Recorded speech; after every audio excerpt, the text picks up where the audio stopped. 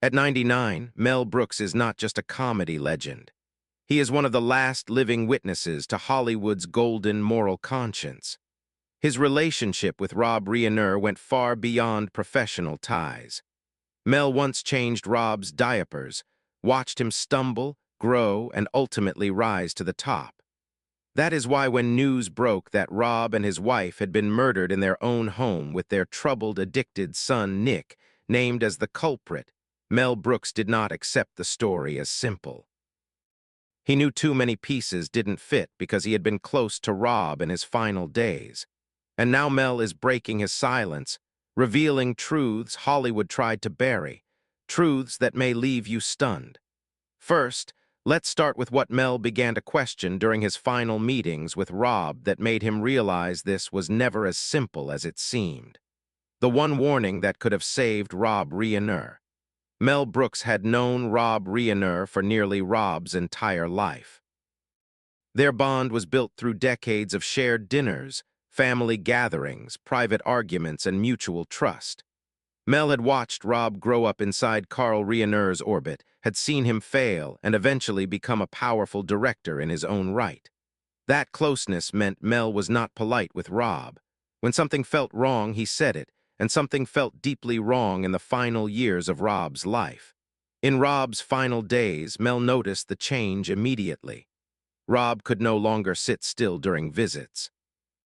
He paced through the house, checking his phone, lowering his voice in the middle of conversations.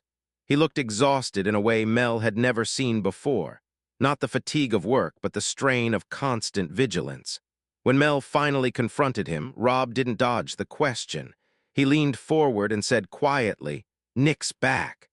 Nick Reiner had returned to the Brentwood property after another failed attempt at sobriety. Rob did not describe it as a homecoming.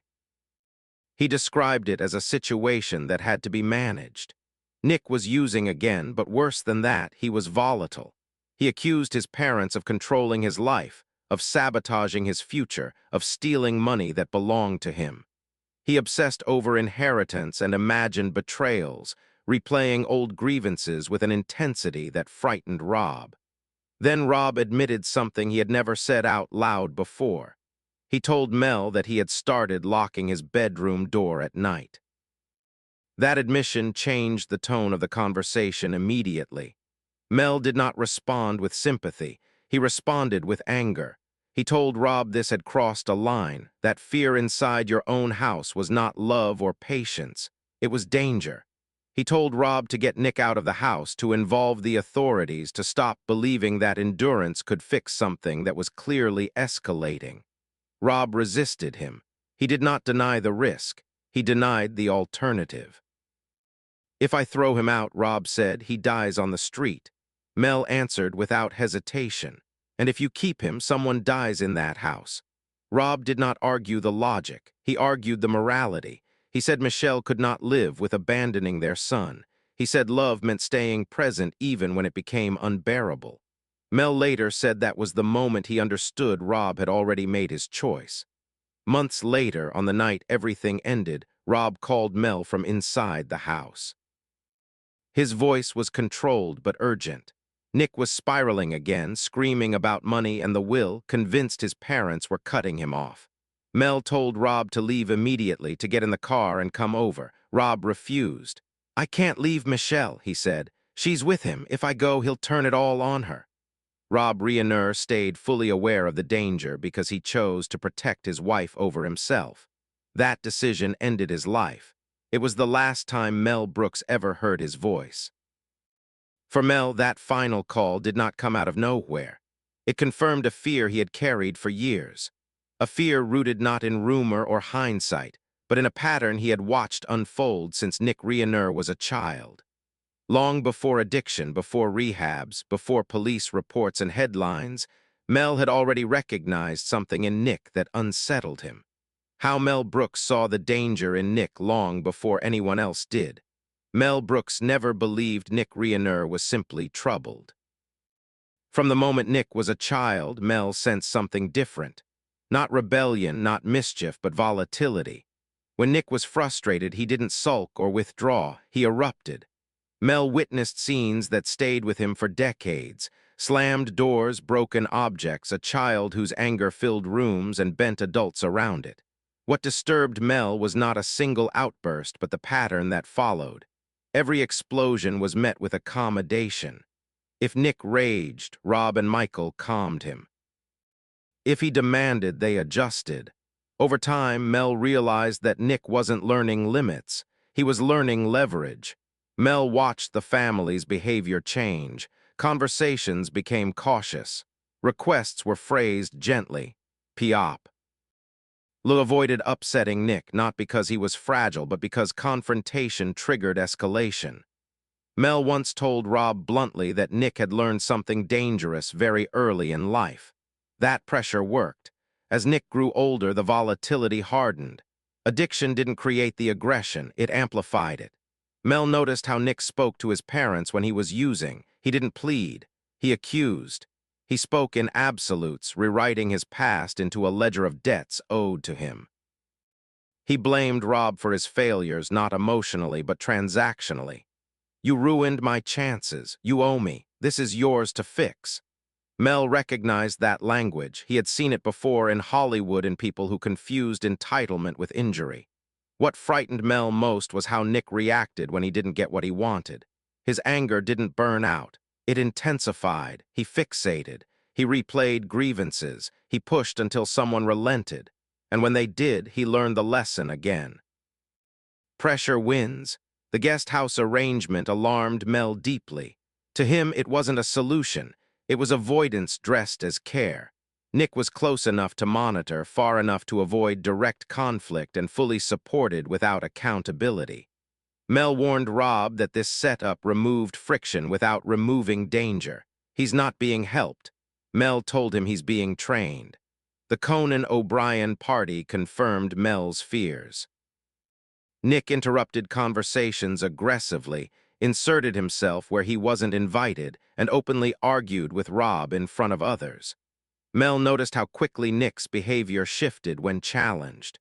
When someone suggested calling the police, authorities stepped aside once again. By then, Mel no longer wondered if Rob was in danger. He wondered how long Rob could keep absorbing it.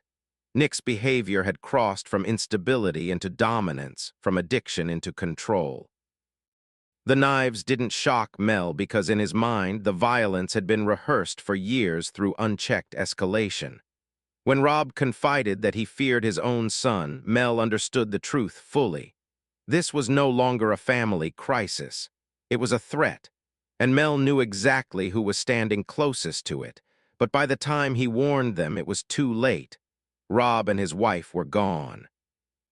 Nick Reiner is being held in custody under constant supervision after being formally charged in connection with the double homicide of his parents, Rob Reiner and Michelle Singer Reiner. He has appeared in court wearing a suicide prevention smock required and did not enter a plea signaling the seriousness of his mental and legal situation. He now spends his days isolated inside the criminal justice system, monitored by guards instead of family, facing the full weight of forensic evidence, psychiatric evaluations, and a legal process that will likely define the rest of his life.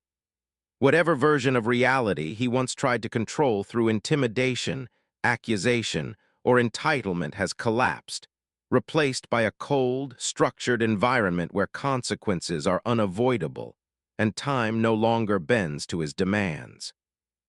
The reason why Mel Brooks is speaking now. After the murders, Mel Brooks stayed silent because he didn't want Rob's life reduced to a headline. But silence didn't protect Rob's legacy. It erased the truth of it. Then he broke it. Mel believes Rob didn't die because he was naive or careless.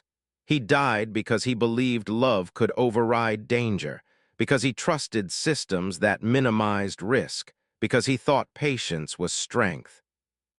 Mel is furious at the professionals who reassured Rob and Michelle that Nick wasn't dangerous, only sick. He believes those people took money to soften reality and gave clinical names to behavior that should have triggered intervention. They told him it was a disorder, Mel said privately. They didn't tell him it was lethal. At 99, Mel Brooks knows he is the last witness. This is the main responsibility he needs to undertake and announce. He also wants this story to serve as a warning. You cannot love violence out of someone. You cannot fund recovery into existence, and you cannot mistake endurance for courage. Rob Reiner stayed in that house knowing what could happen. He did it to protect his wife. That choice defines his death and his humanity after you hear all the video. So here's the question. Was Rob Reiner's greatest strength his capacity to love also the thing that destroyed him? Let us know in the comment below if this story made you pause, share your thoughts, and subscribe for more untold Hollywood truths that rarely get spoken out loud.